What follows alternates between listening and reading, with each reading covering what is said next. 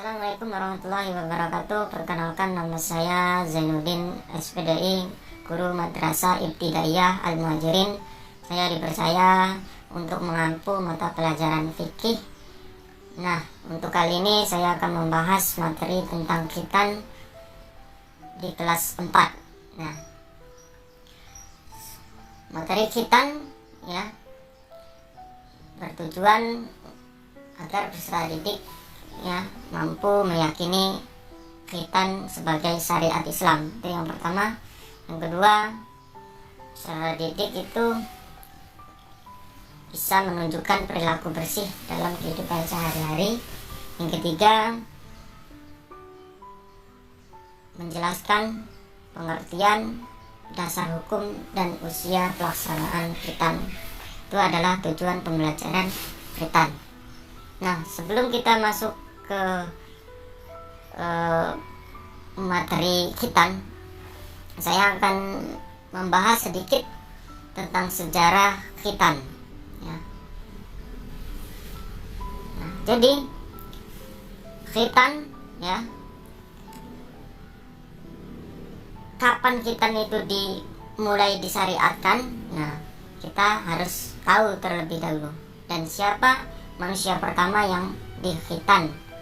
Nah, khitan itu dimulai atau disyariatkan pada masa Nabi Ibrahim alaihissalam. Kisah tentang khitan Nabi Ibrahim diriwayatkan dalam sebuah hadis yang berbunyi, wahtatana Ibrahim alaihi salama wa huwa ibnu thamanina sanatan bil qudr, yang artinya Ibrahim alaihissalam telah berkhitan dengan kapak, sedangkan beliau berumur 80 tahun. Hadis riwayat Al-Bukhari Muslim. Sementara itu dalam Al-Quran terdapat perintah bagi umat Islam untuk mengikuti ajaran Nabi Ibrahim alaihissalam.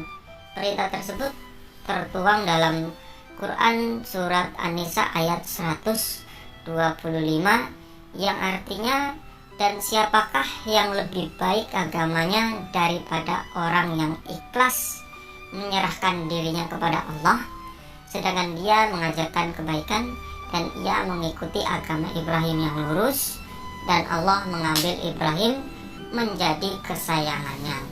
Dengan demikian, melaksanaan syariat khitan merupakan salah satu bentuk ketundukan kita terhadap perintah Allah Subhanahu wa Ta'ala, serta bentuk pelestarian syariat Nabi Ibrahim alaihissalam. Nah, anak bapak, oleh karena itu sebagai umat Islam, khususnya laki-laki, kita tidak boleh takut dengan syariat khitan, karena sebagai umat Islam, tujuan utama hidup kita di dunia ini adalah untuk melaksanakan ketaatan kita kepada Allah Subhanahu wa Ta'ala. Nah, berbicara tentang khitan, mungkin anak-anak bapak sudah tahu apa itu khitan, dan mungkin juga anak-anak bapak ada juga yang belum tahu apa itu khitan. Nah, kita bahas ya, apa itu khitan. Nah, khitan ya, secara bahasa khitan berasal dari kata khotana yang artinya memotong, sedangkan secara istilah khitan itu adalah membuka atau memotong kulit kuluk ya, yang menutupi ujung kemaluan laki-laki dengan tujuan agar bersih dari kotoran dan suci dari najis ya. Dalam mengkhitan ya, kita harus perhatikan ya, kita itu dalam mengkhitan disunahkan memotong hingga pangkal kulit, sehingga tidak tersisa kulit yang menggantung ya, agar tidak ada lagi kotoran yang berkumpul di bawahnya. Jadi yang disunat atau di khitan itu adalah kulit ya, sebelumnya maaf ya, kulit kuluf ya, yang berada di ujung kemaluan laki-laki. Nah, ketika itu dipotong, diusahakan itu ya, diharuskan memotongnya itu hingga pangkal kuluf, agar tidak tersisa ya, kulit-kulit tersebut ya. Nah, pada uraian sebelumnya khitan ya pada uraian sebelumnya ya, kita telah memahami bahwa salah satu tujuan utama khitan adalah sebagai sebuah bukti ketundukan kita terhadap perintah Allah Subhanahu wa taala.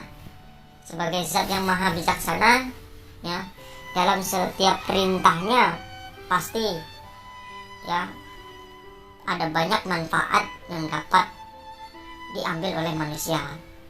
Nah, seperti khitan ya, pasti Allah menyuruh kita untuk khitan, pasti ada manfaat yang bisa kita ambil. Nah, manfaat apa saja yang bisa kita dapatkan dari pensyariatan khitan ini? Nah, kalau dilihat dari sisi kebersihannya ya, anak-anak bapak ya, kalau kita lihat dari sisi kebersihannya, ternyata khitan adalah sebuah ibadah yang membantu kita untuk menjaga kebersihan badan. Loh, apa hubungannya khitan dengan kebersihan badan? Nah, sebagaimana kita tahu ya, dalam praktek khitan dilaksanakan dengan memotong huluk yang menutupi kemaluan laki-laki. Ya, setelah diteliti secara medis, ternyata khitan ya, kalau kita teliti ya, ketika seorang laki-laki yang belum disunat atau belum khitan, ketika buang air kecil, air seninya akan tertinggal sedikit pada kulitnya dan sulit untuk dibersihkan. Padahal sebagaimana kita ketahui bahwa salah satu syarat sholat adalah suci ya, baik itu suci badan, suci pakaian, suci tempat kita untuk sholatnya ya, suci dari najis ya.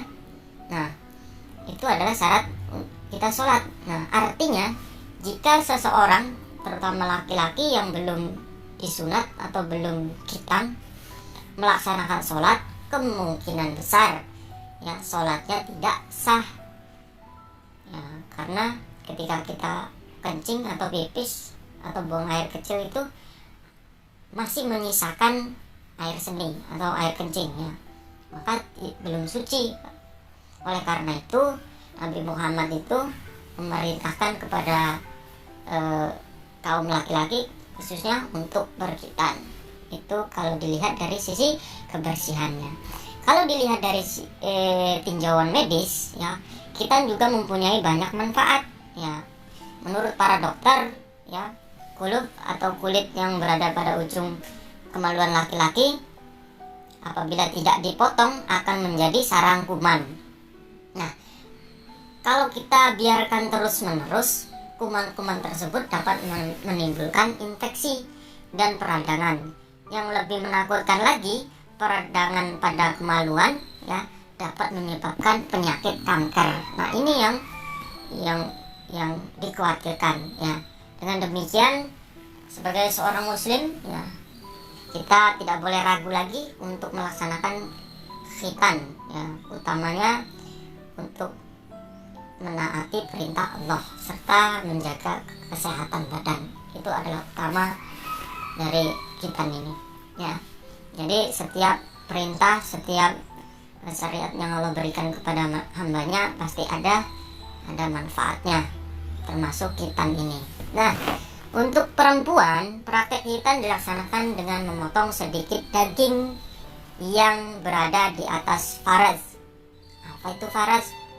Nah ya, bentuk faras itu seperti jengger ayam jantan. Nah, anak-anak bapak pasti sudah pernah melihat jengger ayam jantan ya. Jenggernya itu biasanya berwarna merah. Nah, seperti itulah kira-kira faras. Nah, yang wajib dipotong adalah kulit bagian atasnya tanpa mencabutnya, tanpa menghilangkannya ya, tanpa menghilangkan semuanya ya. Jadi berbeda dengan laki-laki, tujuan khitan perempuan itu adalah untuk menjaga kesucian perempuan. Itu tujuannya. Nah, baik, kita lanjut ya. Kita lanjut hukum pelaksanaan khitan. Nah, hukum khitan bagi laki-laki itu adalah wajib. Jadi kalau laki-laki yang merasa laki-laki itu wajib disunat, wajib dikhitan. Sementara hukum bagi perempuan ya, hukum khitan bagi perempuan itu adalah masih diperselisihkan oleh para ulama. Sebagian ulama berpendapat bahwa misalnya khitan untuk perempuan itu wajib, dan sebagian lagi berpendapat bahwa khitan perempuan itu hukumnya sunnah ya. Nah, itu mengenai hukum ya. Kemudian kita lanjut lagi, kapan sih usia pelaksanaan khitan? Nah, sebagaimana sudah dibahas di awal bahwa khitan itu sangat berpengaruh dalam keabsahan sholat ya. Jadi sangat berpengaruh khitan ini terhadap sholat kita ya. Maka khitan wajib dilakukan ketika seorang laki-laki sudah mulai diwajibkan untuk sholat. Nah, kapan seorang laki-laki itu diwajibkan untuk sholat? Jawabannya yaitu ketika anak laki-laki sudah balik ya. Balik, bukan balik ke rumah ya. Balik di sini ciri-cirinya orang balik itu kalau laki-laki sudah mimpi basah, kemudian suaranya sudah berubah ya, kemudian tumbuh bulu-bulu ya, bulu kumis, bulu kaki dan lainnya ya. Kalau untuk perempuan ya biasanya ditandai dengan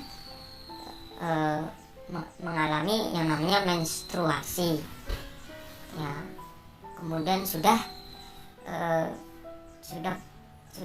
bisa berdandan. Nah, itu salah satu contoh balik. Nah, secara syariat tidak ada secara syariat tidak ada ketentuan usia untuk melaksanakan khitan. Melihat pertimbangan di atas ya, para ulama membagi waktu pelaksanaan khitan dalam 2 waktu. Jadi pelaksanaan khitan itu ulama membaginya dalam 2 waktu. Yang pertama waktu mustahab atau waktu sunnah, yaitu waktu sebelum balik. Nah, pada umur berapa waktu sebelum balik itu? Nah, beberapa ulama itu berpendapat bahwa khitan sunnah dilaksanakan pada saat usia 7 tahun. Nah, itu ya. Namun ulama lain berpendapat bahwa usia berapapun untuk melaksanakan khitan adalah baik. Yang kedua, waktu wajib khitan. Waktu wajib untuk khitan atau untuk sunat yaitu pada saat anak balik ya. Karena pada saat balik ya, kita itu sudah diwajibkan untuk sholat, maka kita sudah wajib juga sunat atau khitan. Oleh karena itu ya, harus memenuhi semua syarat-syarat sholat seperti suci badan, pakaian, dan tempat dari najis. Salah satu cara agar badan kita tetap suci, terutama laki-laki, yaitu dengan cara berkhitan ya. Itu adalah waktu khitan. Nah, Allah memerintahkan kita khitan ya, pasti ada hikmahnya ya. Allah itu selalu mempunyai tujuan dan dalam mensyariatkan suatu hal. Begitu juga dengan pensyariatan khitan. Jadi terdapat beberapa hikmah yang bisa kita ambil ya. Yang pertama itu khitan itu sebagai bukti ketaatan kita terhadap Allah Subhanahu wa taala. Yang kedua, khitan itu sebagai ciri pengikut Nabi Muhammad SAW dan pelestarian syariat Nabi Ibrahim alaihissalam. Yang ketiga, khitan menjaga kebersihan dan kesucian badan. Yang keempat ya, khitan mencegah timbulnya berbagai macam penyakit. Yang kelima, menjadi ciri muslim yang baik. Itu adalah hikmah ya, khitan ya.